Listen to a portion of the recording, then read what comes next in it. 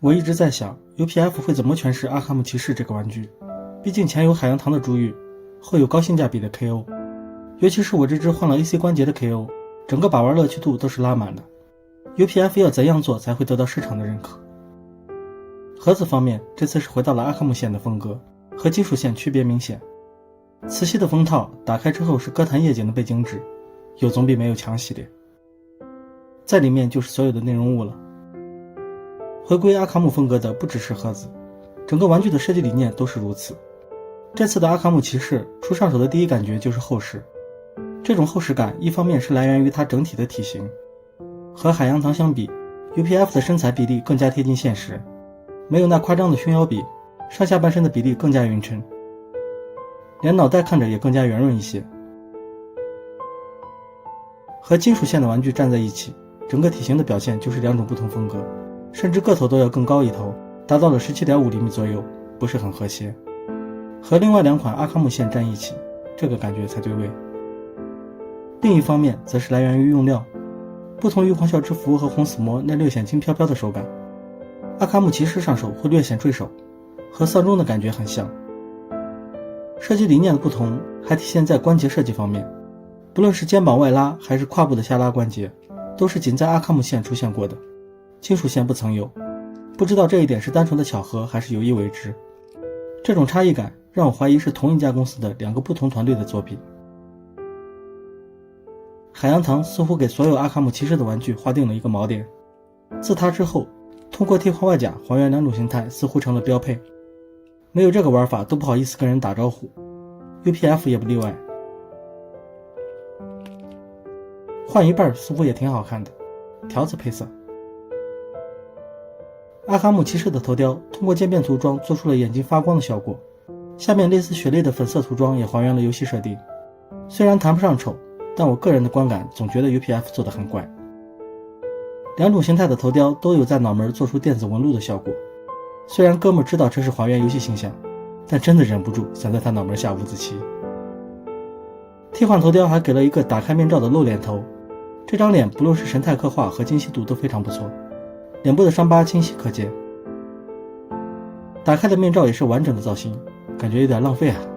要是能再给一个完整的真人头雕就完美了。UPF 的阿卡姆身上的装甲选用了偏亮的金属漆，跟我这个 KO 的海洋堂一比，质感显得极佳，不知道海洋堂正版漆面表现如何。UPF 的装甲部分其实是有通过自洗做出轻微的战损涂装的，在深蓝色的骑士形态下还看不太出来，在红头罩形态下则观感明显，只是最终呈现的效果不太好，感觉还不如别做。身上的战衣很好的做出了皮衣和布衣的质感区分，战衣迷彩涂装十分清晰，拼合处的缝线清晰可见，难不成这身战衣是杰森手搓的？战术下装的褶皱处理的也没有海洋堂这么夸张，毕竟造型完整，不需要过于强调动感来遮丑。相比海洋堂为了追求可动而简化造型，外露大球冠， UPF 选择了造型优先的路线。身上的装备是单独的分件，有一定的活动范围，腿部的带子也可以拆开，不会影响可动。 UPF 身上所有的关节造型更为完整，在兼顾可动的同时没有做过多的切分。可动虽然整体不如海洋堂，但相差也不多。脖子双段关节抬头角度比海洋堂更佳，肩膀有一处外拉关节，蝴蝶肩外摆内收角度比不了海洋堂那作弊一样的双向大球冠，但手臂内收角度也完全够用。这是因为 UPF 把大臂根部做成了斜着的造型，这点跟他家的红死魔很像。我上期就说过，这个造型看着会很怪。而在阿卡姆骑士身上还会多一个问题，就是即使把肩膀提到了最高点，因为它的肩胛偏小，所以人物整个会呈现出一个六肩的感觉，看着少点精气神。不过好处是没有了红死魔旁切手的问题。手臂平抬90度，肩胛可以避让，大臂小臂两处旋转关节，曲肘小臂贴近大臂，跟海洋堂差距不大。手肘防穿帮做的一般，手腕有个嵌套的挡肉件，双线连接关节。胸甲边缘造型件可以打开，有内外推拉结构。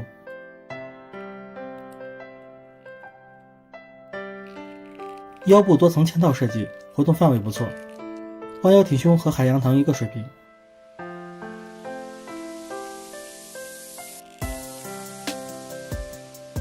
弯腰时背部造型依然完整，腿部有下拉结构，避让之后前踢侧踢角度都还不错。大腿根部的挡肉件这次对位了，上次的红死魔我就说过，那个挡肉件做得很丑。屁股没有采用他家前几款那样的分件嵌套结构，反而做出了完整的造型，导致后踢困难。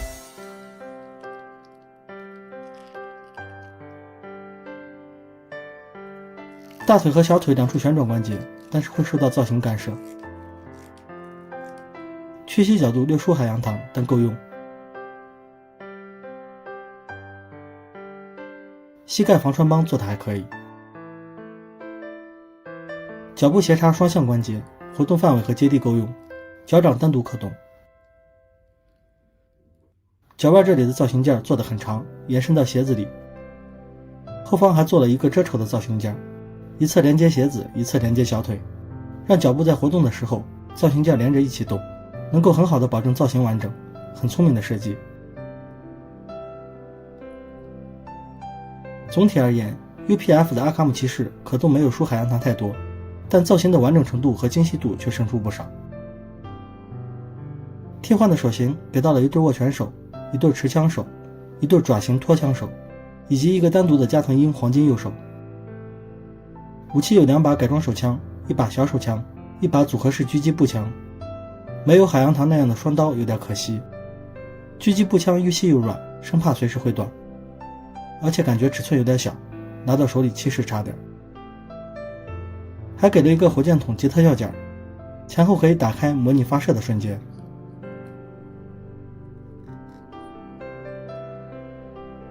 火箭筒上的右手是固定死的，没办法取下来，